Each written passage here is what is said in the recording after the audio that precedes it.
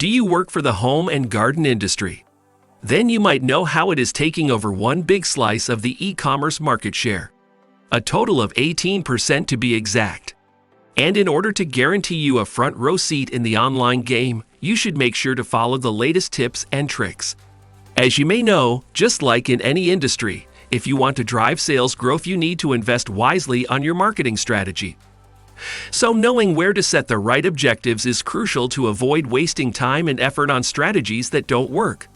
So we have come up with the top 4 ultimate tips for your home and garden marketing strategy. Starting with one of the first and most important ones, which is to choose the right marketing and acquisition channels. You need to know where your customers are spending time exploring their gardening interests to effectively target them, and nowadays most of them do it on social media. Then you also need to keep the seasonality in mind.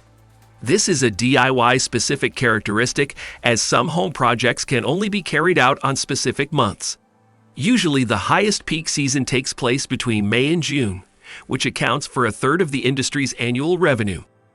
Third, you should also leverage user-generated content, which not only gives brands more visibility online, but also makes audiences trust them more, as this type of content is created by their own peers. And last but not least, your home and garden brand should also implement live commerce as part of its marketing strategy, as it offers an interactive experience to social media users who want to know more about specific products in real time and ideally shop live too. And the good news is that Lingo can help you integrate all these tips into your marketing strategy.